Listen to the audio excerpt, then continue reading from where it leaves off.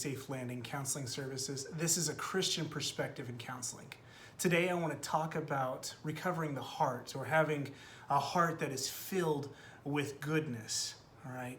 Most people don't like to feel emotions. The emotions they want to feel are just joy and happiness. Really, that's not even true. They just want to feel nothing. They want to feel blank, because too much joy will be too much expectation. And sometimes that brings in fears, and that can bring in resentments and bitterness and all the other bad emotions that might come along with broken expectations.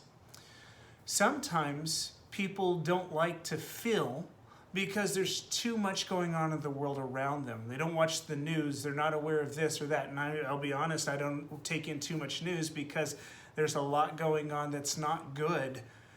I need to guard my heart above all else. All right, so God talks about guarding our hearts in a way that we can guard it against the evil of the world around us, guard it against people who may be ensnaring us, might deceive us. There's other aspects too that God is looking at, and this is going to help us when we start looking at what it means to be righteous and how to live a life that is good with God. Counseling shouldn't be about, do I feel great today? It should be about, am I living life to the best that I can, even if there's bad things happening? So recovering our heart is an important part of this. There's this passage in Ezekiel 9. It talks about the wickedness of Jerusalem and Israel, Jerusalem and Judea. It's talking about all the wickedness that's happening in that area. And in this chapter, God calls out the leaders of the city, and these 6 men show up. And then he calls out this other man who has a writing tablet. And as Ezekiel watches, the man goes throughout the city with the writing tablet and marking the people on the forehead who have sighed and mourned for the evil things that have happened in the world around them. Now, the bloodshed is so thick and it's so heavy that God is displeased. And he sends the other 6 men out with battle clubs, and they are to destroy those who do not mourn, who do not sigh for the wickedness. And those who do sigh have the marks, and they're supposed to leave them alone. Recovering our heart is about keeping in line with God's sight. There are so many things happening in our world right now that we can sigh and mourn about, and that is okay. That is actually the heart of God. When injustice is prevailing, and we mourn, and we sigh, and we feel deeply, we shouldn't say, I'm running into depression. We should say, I'm mourning for the world around me. I'm having more of a group perspective than an individual perspective. One of the major things I say to people when they experience a lot of emotion is, whose emotion is that?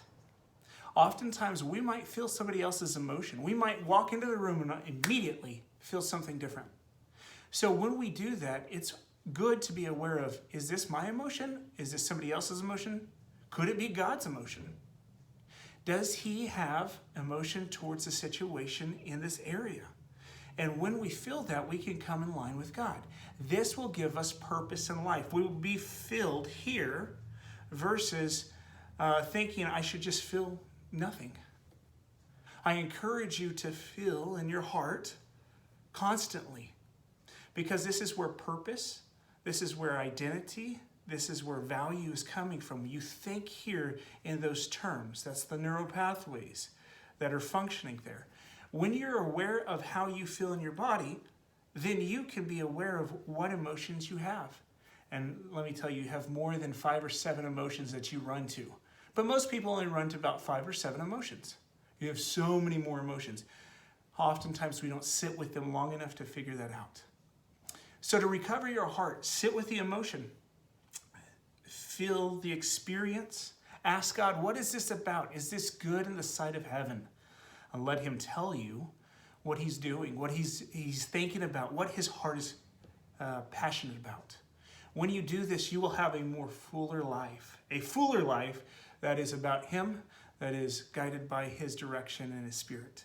I hope this helps you to live life more abundantly as Jesus came to the earth to give you life abundantly, and that it would glorify God in all that you do. All right. I look forward to seeing you next time, and hopefully these messages help. Take care.